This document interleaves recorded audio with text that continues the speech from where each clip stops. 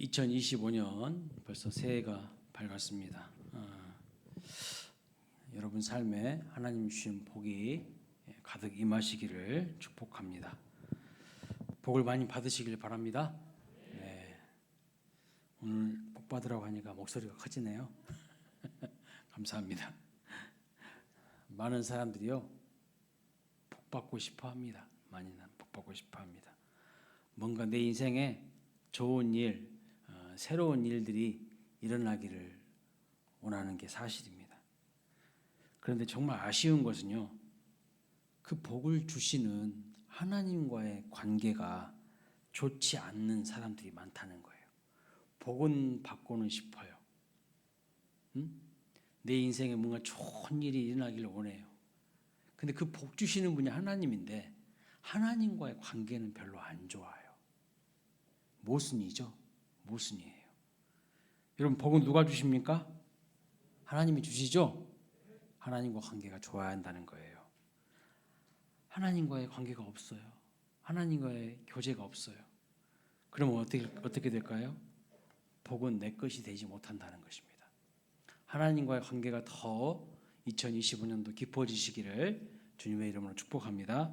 자, 오늘 본문 말씀은요, 하나님과의 관계가 우리가 복을 받고 또 길이 열리고 능력 있는 삶을 사는 데 있어서 매우 중요하다는 것을 말씀하고 있습니다. 제 아무리 똑똑하고 잘났어도 하나님이요 복 주시지 않으면 길이 안 열려요. 길이 안 열려요. 답답한 인생을 반복할 수밖에 없어요. 저는 우리 광일교회 모든 성도님들이 2025년 큰 복을 받아 누리시기를 축복합니다. 왜 우리 삶에 문제가 많고 고통이 많은가? 그 근본적인 이유가 뭔가? 에레미야 2장 19절에 이렇게 말씀합니다. 읽어볼까요? 시작. 내 하나님 여호와를 버림과 내 속에 나를 경외함이 없는 것이 악이요 고통인 줄 알라. 주 만군의 여호와의 말씀이니라. 복을 받기는커녕 삶에 악과 고통이 있는 것은 하나님을 경외하지 않기 때문이라고 말씀하고 있어요. 하나님을 경외하지 않기 때문이라. 그러면 하나님을 경외하는 것이 도대체 뭘까요? 하나님을 경외하는 것. 경외라는 것은요, 세상을 창조하신 하나님을요 지극히 높이면서 그분 앞에 납작 엎드리는 것이 경외예요. 경외. 하나님은 높아지고 나는 낮아져서 하나님과 나 사이에 이 거리가 크게 벌어지는 것이 그게 경외입니다. 경외. 하나님과 나 사이에 메꿀 수 없는 큰 간격, 이게 바로 경외입니다. 그런데 그 간격 앞에서 우리는 하나님이 얼마나 영광스럽고 크고 위대하신지 깨닫게 되고 동시에 내 한계와 부족함도 깊이 느끼게 됩니다. 하지만 이게 우울하거나 불쾌한 느낌이 절대 아니에요. 이게 우울하거나 불쾌한 느낌이 아니라는 거예요. 오히려 유쾌하고요, 감사한 마음이 들어요. 왜냐하면 하나님은 크고 높고 위대하시지만 바로 그러한 하나님의 크고 높고 위대하심이 내 허물과 내 부족함과 내 잘못을요 덮어주셔요. 하나님이 크시니까요 나의 허물을 덮어줄 수 있어요. 하나님의 사랑이 엄청 크니까요 내 허물을 덮어줄 수 있어요. 내 부족함을 덮어줄 수 있어요. 나를 새롭게 변화시킬 가능성을 보여주시기 때문입니다. 그리고 그분 앞에서는요 더 이상 내 모습을 치장하거나 가면 쓰거나 포장하거나 숨길 필요 없이 솔직해질 수 있다는 사실이 참 기쁩니다. 하나님이 크시니까요. 하나님이 만약에 여러분 밴댕이 소갈딱지처럼 속이 좁다고 생각해 봐요. 그분 앞에서 여러분들이 솔직해질 수 있겠어요? 그래서 경외는요 하나님과의 건강한 거리감을 느끼는 거예요. 이 거리감 속에서 우리가 진정 자유로워지고 하나님을요 더 깊이 경험하게 됩니다. 하나님은 나와 다르신 분이지. 나는 능력이 없고 나는 부족하지만 하나님은 크고 능력 있으신 하나님이시기 때문에 그 하나님의 능력으로 내 허물이 덮어지고 그 하나님의 사랑의 크심으로 인하여서 내 부족함이 덮어지고 그 하나님의 크고 위대하심 앞에서 내가 뭘 두려워하고 뭘 숨기고 뭘 치장하고 무슨 가면을 쓸 필요가 있겠습니까? 자유하면 되는 거예요. 그래서 경외는요, 하나님과의 건강한 거리감을 느끼는 거예요. 이 경외감이 있는 사람이 복을 받는다니까요. 하나님과 이 관계가 하나님을 경외하는 사람이 복을 받아요. 조금 쉽게 설명하면 이런 겁니다. 하나님 경외는요, 연날리기예요. 연날리기. 여러분 어렸을 때 연 날려보셨습니까? 어릴 때 친구들과 연을 날려본 기억이 있으세요? 친구들 연은요, 조금 올라가는 것 같은데 또 그냥 금방 땅바닥에 처박혀. 근데 내가 날린 연은 그냥 하늘 높이 계속 올라가는 거예요. 계속 올라가. 그러면 여러분 그때 기분 어떠던가요? 여러분 연도 안 날라보셨나 보네. 촌놈들이라서, 수원 촌놈들이라서 연도 안 날려봤지? 예. 저는 저기 전라도 촌놈이어가지고 그냥 연을 그냥 자주 날려봤어요. 얼마나 재밌는지 몰라. 근데 내 연은요 그냥 하늘 높이 막 올라가요. 그럼 얼마나 신나든지 막 환호성을 쳐요. 여러분 그게 얼마나 기분 좋은 일입니까? 하늘 높이 올라가는 거. 연이 높아질수록 나와 거리가 멀어질수록 더 자랑스럽고 막 더 마음이 막 뿌듯해지지 않습니까? 하나님을 경외한다는 것도요 이와 비슷한 거예요. 우리 하나님이 저 하늘 끝까지 높아져서 영광을 받으실 때 우리 마음이요 막 가슴이 벅차요. 올라요. 예? 감격하게 됩니다. 하나님이 모든 피조물이 닿을 수 없는 그 위대한 보좌에 앉으셔가지고 존귀와 영광을 받으실 때 우리는 마치 하늘을 나는 것처럼 가슴이 뛰는 거예요. 그 순간 우리의 입술에서 뭐라고 하냐면 하나님 최고십니다. 그렇게 외치고 노래하는 겁니다. 성경에도요 이렇게 경외감을 느끼는 사람들이 많이 있었어요. 성경의 인물 중에 대표적으로 모세입니다.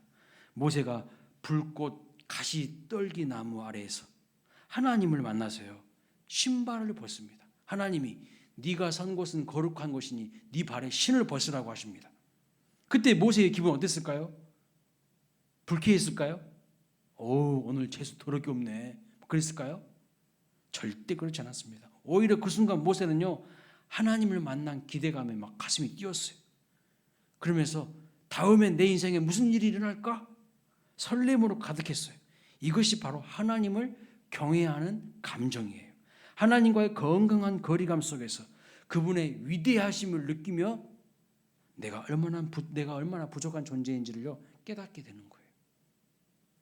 그러나 그 순간조차 두렵거나 불편한 것이 아니라 오히려 기대와 기쁨이 넘치는 것이요 경외하는 마음입니다. 사랑하는 여러분, 하나님이 높임을 받으시고 영광을 받으시는 그 순간 우리도 하늘의 연처럼 높이 올라가게 된다는 것을 아셔야 돼요. 근데 여기서 생각할 것이 있습니다. 뭐냐면 하나님께 우리가 납작 엎드리는 것은 좋은데 그것 때문에 하나님이 멀게만 느껴진다면 어떻게 될까요? 그것은 결코 영적으로 좋지만은 않을 거예요. 하나님은 나와 상관없는 분이라고만 느껴진다면 그것은 좋은 감정은 아니에요. 그래서 하나님이요 하신 일이 있어요. 하나님 무슨 일을 하신가? 자, 시편 25편 14절 말씀 한번 보겠습니다. 읽어볼까요? 시작. 여호와의 친밀하심이 그를 경외하는 자들에게 있으며. 그렇습니다. 하나님을 경외하는 자들이 거리감을 느낄 때 하나님이 가만히 계시지 않고 하나님이 뒷짐지지 않으시고요 찾아오셔요. 그 하나님을 경외하는 자들에게요 찾아오셔서요 친밀함을 나타내 보이신다는 거예요. 네가 그렇게 나를 높이는구나. 네가 그렇게 나에게 영광을 올리는구나. 그래, 이제는 내 차례야. 하나님 찾아오신다는 거예요. 친밀함으로 우리와 사이의 거리를 딱 좁히시는 거예요. 여러분 친밀함이 뭘까요? 친밀함. 여러분 저랑 친밀하세요? 별로 안 친밀하신 것 같아. 예. 여러분 서로 친밀하세요? 별로 안 친밀하신 것 같아. 예. 친밀하신가요 진짜?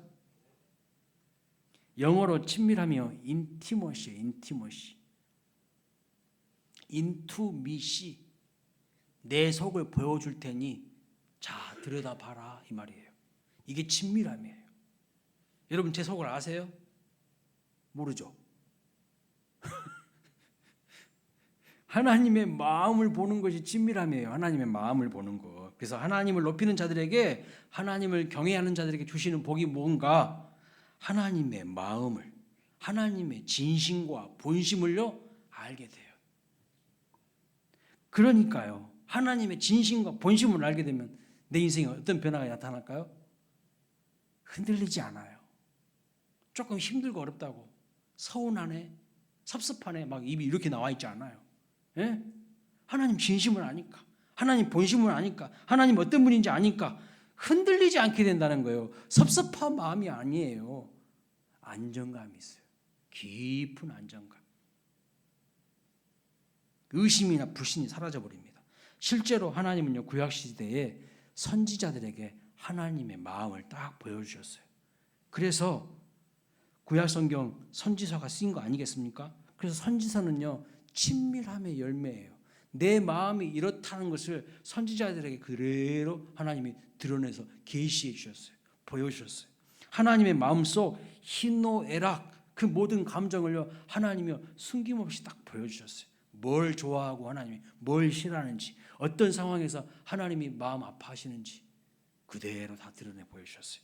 피조물이 인간에게 속마음을 보여주신 겁니다. 왜 보여주십니까? 왜요? 친밀하기 때문에 보여주시는 거예요. 친밀하기 때문에.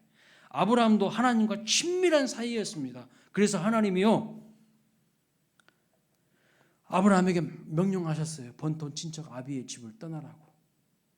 그때 아브라함이 순종하죠. 왜 순종합니까? 어떻게 순종할 수 있습니까? 친밀하니까요. 하나님 믿으니까 순종할 수가 있는 거예요. 하나님을 따라가도 좋겠다는 그 친밀감 때문입니다. 그래서 친밀감이 아브라함을요 만든 거예요. 결국 하나님이 아브라함에게 뭐라고 한 줄 아세요? 나중에 네가 나의 벗이다 그래요. 네가 나의 친구다 그래요. 친구는요, 힘들고 어려울 때 같이 하는 사람이 친구예요. 기쁠 때도 함께 하는 사람이 친구인 거예요. 거래 관계가 아니야, 거래 관계가. 근데 오늘 우리는요 막 거래 관계로 만나 사람들. 예? 그리고 필요 없으면 이제 끝이야. 그게 뭔 친구예요, 그게? 가장 친한 친구란 뜻이에요. 하나님이 아브라함에게 너는 나의 벗이라고 했어요. 다윗도요, 사울을 피해 도망다녔지만 외롭다고 불평하지 않았습니다. 아이고 못 살겠네, 그렇지 않았어요. 쫓기는 광야에서도요, 다윗이 뭐라고 고백합니까? 여호와는 나의 목자시니 내게 부족함이 없으리로다, 이렇게 고백합니다. 이거 하나님과 친밀함이 없으면요 결코 고백할 수 없어요. 창조주와 피조물 사이에 어마어마한 간격을 뛰어넘어서 하나님을 경외해야 하는 자에게 보여주신 이 하나님의 친밀함은요, 바로 성도들이 누리는 행복이자 무기라는 거예요. 세상을 이기는 무기가 되는 거예요. 하나님과의 친밀함. 여러분 한번 생각해 보세요. 여러분 하나님하고 친하세요? 하나님하고 친하시냐고. 하나님과 거래 관계 아니에요? 하나님 저 이거 주세요, 이거 주세요 주면 이상 끝? 그러지는 않습니까? 여러분의 속 이야기도 하세요? 여러분의 희노애락의 감정을 이야기하시냐고요, 하나님한테. 그게 기도예요. 사람과 사람이 서로 사랑하고 친밀해도요 능력이 나타나고 기적이 나타나고 그러는데 하나님과 친밀해지면 못할 것이 없어요. 하나님과 친밀해져 보세요. 하나님과 친해져 보세요. 그러면 하나님의 능력이 나에게 임해요. 못할 것이 없어요. 그런데 마귀는요, 우리가 하나님과 친해지는 거, 친밀해지는 걸 제일 싫어합니다. 그래서요 기도도 못하게 해요. 뭐 하려고 너 기도하러 가? 그냥 텔레비전 보고 놀아. 텔레비랑 친해져. 텔레비랑 세상과 친해져. 자꾸 우리를요 무능해지게, 무기력해지게, 연약해지게 만드는 거예요. 하나님과 친하지 못하도록 엉뚱한 것에 집중하게 만드는 거예요. 어떤 일이 있어도 반드시 하나님과 친밀해지시기 위해서 하나님의 껌딱지가 되시기 바랍니다. 껌딱지는 좋은 거예요. 하나님께 달싹 붙어있는 사람인 거예요. 그러면 놀라운 일들이 반드시 일어난다는 거예요. 그런데 그런 친밀함이 누구에게 있냐? 하나님을 경외하는 자에게 이 친밀함이 있다는 거예요. 그래서 오늘 본문에 여호와의 친밀하심이 그를 경외하는 자들에게 있으며 그랬잖아요. 2025년 새해 우리 수원광일교회 모든 성도님들은 하나님을 경외하심으로 말미암아 하나님과 친밀해지셔서 큰 복을 받아 누리시기를 주님의 이름으로 축원합니다. 경외하면 끝나는 거예요. 하나님과 친밀해지면요, 다른 것은 안 구해도 하나님 알아서 다 주셔요. 그럼 경외와 친밀함이 주는 유익이 무엇일까? 첫 번째, 오늘 본문 보니까 길을 발견한다고 말씀하셨어요. 길을. 자, 12절 말씀 읽어보겠습니다. 시작. 여호와를 경외하는 자 누구냐? 그가 택할 길을 그에게 가르치리로다. 길을 하나님이요 가르쳐 주신다는 거예요. 내가 가야 될 길을 발견하게 된다는 거예요. 하나님께서요 직접 길 안내자가 되신다는 거예요. 목자가 되신다는 거예요. 인생 방황하지 않고 어느 방향으로 가야 할지, 무엇을 선택해야 되는지 그때 하나님이 가르쳐 주시고 알려주신다는 거예요. 누구한테? 친밀한 사람에게, 하나님 경외하는 사람에게 알려주신다는 거예요. 하나님을 경외하는 자에게 하나님 속마음도 보여주시는데 우리 인생길을 왜 가르쳐 주지 않으시겠습니까? 분명히 가르쳐 주십니다. 그래서 성경은 분명히 말씀하시죠. 그가 택할 길을 가르치리라. 그가 택할 길, 어떤 길을 택해야 되는지, 선택의 갈림길 앞에서 내가 이쪽으로 가야 될지 저쪽으로 가야 될지 하나님이 분명히 명확하게 가르쳐 주신다는 거예요. 그래서 다윗이 시편 23편에 뭘 고백합니까? 여호와는 나의 목자시니라고. 하나님과 나의 관계가 친밀하다고 이야기한 다음에 뭘 고백하죠? 인도하신도다 함께 하심이라 아니하신다. 계속 인도 길을 인도하신다는 거예요. 우리 길을, 우리의 삶을 인도하신다는 거예요. 그리고 여기 주의 지팡이와 막대기가 나를 안위하신다. 단순한 도구가 아닙니다. 바로 하나님께서 우리의 길을 인도하신다는 그 의미이죠. 생각해 보세요. 다윗은 하나님과 자신의 관계를 뭐라고 고백합니까? 먼저 여호와는 나의 목자시다고, 나는 양이라고 친밀한 관계를 이야기합니다. 여러분, 하나님이 직접 인도하시는 길을 걷는다면 얼마나 든든하겠습니까?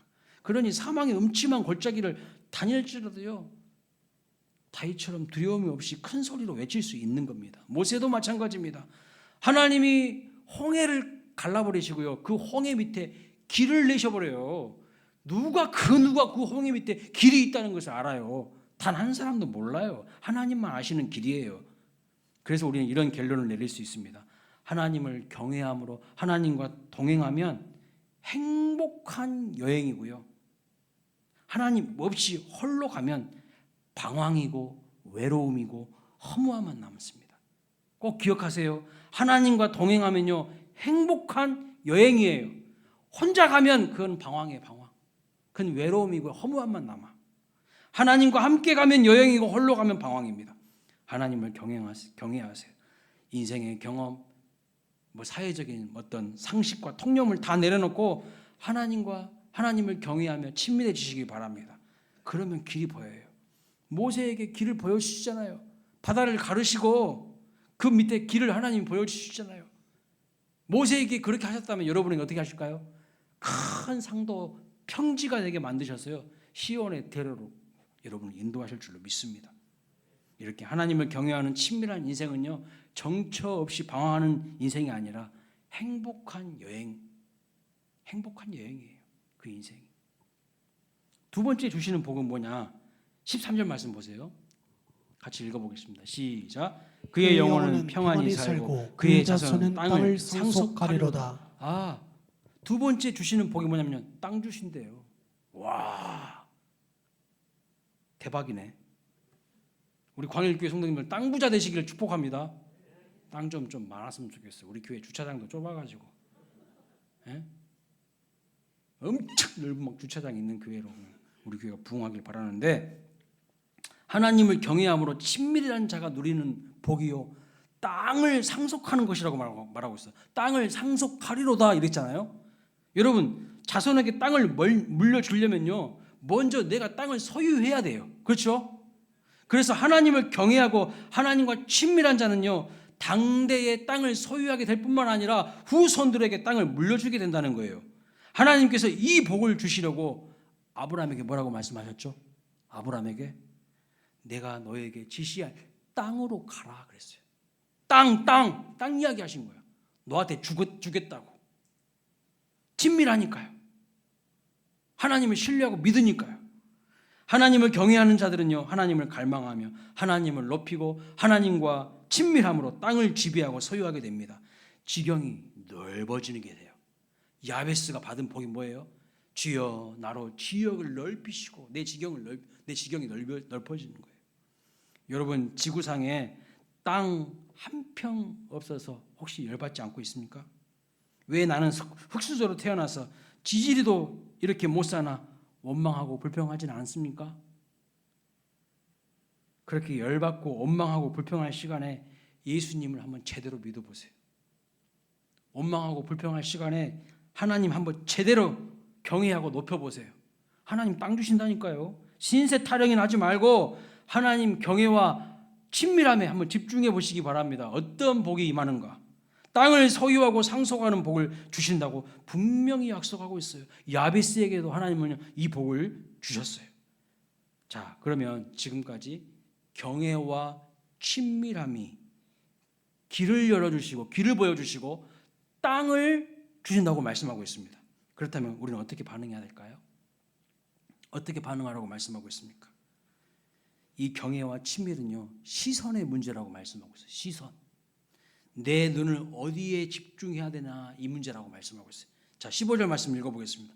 시작. 내 눈이 항상 여호와를 바라보면 내 발을 그물에서 건져주시리로다. 시선을요 발이 아니라 여호와께 고정한 거예요. 여호와께. 발조심이 아니라 눈조심이에요. 눈조심. 생각해 보면 이 길, 땅 모두 발 아래에 있어요. 그렇죠? 그러면 우리는 생각하기에 그럼 발이 튼튼해야 됩니다. 그래야 형통합니다. 그런데 발이 오히려 든든하려면 시선이 발이 아니라 하나님을 바라보아라 이렇게 말씀하고 있어요. 이게 복받는 비결이라는 거예요. 이게 복받는 비결. 많은 사람들은요 시선이 어디에 있어요? 땅바닥에 있어요. 땅바닥. 맨날 땅만 쳐다보고 있어. 맨날 세상만 보고 있어. 하나님은 안 봐. 말씀은 그렇게 보라고 해도 말씀은요 안 봐.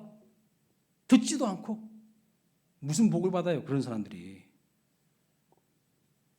땅바닥에서 돈을 줍는 것도 아닌데 시선이 항상 땅만 향해 있다는 거예요. 잘못입니다. 세상에 눈을 빼앗겨서는 안 되는 거예요. 악한 일이에요. 이제 우리의 시선을요 모아서 하나님께 픽스해야 돼. 고정해야 돼요. 하나님과 눈을 맞추시기를 바랍니다. 하나님과 눈을 맞추세요. 금요 기도회 때 계속 설교하고 있어요. 복설교하고 있는데 민수기 6장에 그 하나님이 제사장들에게 하라고 하신 축복을 보면 뭐예요? 그의 얼굴빛을 비추사 그랬잖아요. 하나님의 얼굴빛을 바라봐야 돼요. 하나님과 눈과 눈이 마주쳐야 돼. 근데 하나님은 나를 계속 보고 있는데 나는 엉뚱한 데만 보고 있어. 나는 엉뚱한 것만 보고 있다고. 한숨 지으시면서 땅바닥 쳐다보지 말고 눈을 똑바로 들어서 하나님 바라볼 때 모든 악한 그물에서 우리를 벗어나게 하신다고 말씀하고 있어요. 마귀는요 우리를 어떻게 해서든지 얽어매려고 해요. 그래서 자유롭지 못하게 해요. 내 마음을 자유롭지 못하게 해요. 근데 하나님은요 모든 악한 그물에서 우리를 자유케 해주셔요. 큰 복과 은혜를 베풀어 줄 줄 믿습니다. 종교개혁자 마틴 루터가 1521년 독일 보름스 국회에서 교황청으로부터 루터의 믿음을 철회하라고 강요를 받았습니다. 로마 교황청으로부터 자기 루터의 믿음을요, 야, 그 믿음 철회해, 네 주장 철회해, 이렇게 강요를 받아요. 그런데 루터가 유명한 말을 남깁니다. 한번 읽어볼까요? 시작. 의사당 지붕의 기왓장이 마귀의 화살이 되어 날아온다 해도 나는 진리를 포기할 수 없어. 왜냐하면 나는 교황청이 아닌 하나님을 바라보기 때문이요. 나는 교황청이 아닌 뭘 본다고요? 하나님 본다고. 루터의 시선은요 교황청이 아니라 하나님을 바라보고 있었어요. 그러니까 루터는 다시 말하면 사람이 세운 제도나 전통이나 규례에 시선을 두지 않았다는 거예요. 하나님의 말씀 앞에 시선을 뒀다는 거예요. 전통이 더 권위가 있습니까? 하나님의 말씀이 더 권위가 있습니까? 오늘날 교회가 썩어 빠진 이유가 뭐예요? 하나님의 말씀은 제쳐버리고 인간들이 세우는 전통, 규례 이런 거나 막 앞세우고 있어. 그러니까 교회가요 썩어가는 거예요. 활기가 없어요. 그의 눈은 오직 하나님께 고정되어 있다는 거예요. 그의 외침은 그래서 종교개혁의 불씨가 되어가지고 독일 땅을, 타락한 독일 땅을 변화시켰고 독일 북부를요 개혁의 중심 무대로 바꿨어요. 하나님께서 시선을 하나님께 둔 루터에게 길을 보여주셨고요. 그 땅을 주신 거예요. 독일 땅을 주신 거예요. 혹시 문제와 두려움의 시선이 고정되어 있는 분 계십니까? 아브라함처럼, 타이처럼, 루터처럼 하나님 바라보세요. 하나님 바라보는데 거추장스러운 것은 다 제쳐버리세요. 송구 영신님한테 말했죠. 제사장들이 언약궤 메고 요단강 건너갈 때 그 언약궤가 명확하게 보이도록 2000규빗 거리를 두라고 그 앞에 다 치워버리라는 거예요. 하나님 보지 못하게 방해하는 것들 다 치라는 거예요. 치라는 거. 하나님 바라보실 때 인생의 방황이 끝나고요. 걸어가야 될 길이 보이는 거예요. 선택의 갈림 속에서 무엇을 선택해야 될지가 명확해지는 겁니다. 하나님 바라보면요. 하나님 바라보지 못하니까요. 뭘 모르는 거예요. 이렇게 가야 될지 저렇게 가야 될지 항상 헷갈리는 거예요. 2025년 새해가 밝았습니다. 여러분의 마음의 시선을 엉뚱한 데 두지 말고 무엇을 먹을까 무엇을 입을까 그런 걱정하지 말고 먼저 너희는 그의 나라와 그의 의를 구하라. 그리하면 이 모든 것을 너희에게 뭐 한다고요? 더하시겠다고. 다시 말하면 복 주신다는 거예요. 하나님 바라보고 하나님 나라 구하면 나머지 것은 내가 책임질게. 이렇게 말씀하고 있어요. 하나님은 경외하는 친밀한 예배자 되시기 바랍니다. 깊은 말씀 묵상의 자리로 나가세요. 일주일에 한 번 설교 듣는 것으로 만족하면 안 됩니다. 그냥 하기 싫은 숙제하듯이 예수 믿으면 안 돼요. 어떤 분들은 하기 싫은 숙제하듯이 예수 믿어요. 신앙은 종교 행사가 아니라 마음을 찢는 자기 부인이고 하나님을 향한 시선 이동이에요. 그분 앞에 엎드려 그분의 마음을 들여다보는 감격이 신앙생활이에요. 여러분, 하나님의 마음을 내가 들여다본다고? 이 한낱 피조물인 내가 하나님의 마음을 인투미시 그분의 마음을 내가 들여다본다고? 엄청난 은혜고 감격인 거죠. 하나님을 경외함으로 친밀해지시기 바랍니다. 그렇게 될 때 어떻게 된다고요? 홍해가 갈라진다는 거예요. 홍해가 갈라지고 나아갈 길이 보이는 거예요. 땅을 소유하고 자손 대대로 상속하여서 하늘과 땅의 중심에서는 천국 VIP 성도가 될 것입니다. 어떠한 마귀의 올무와 금문에서도 지켜주시고 여러분들을 보호하실 것입니다.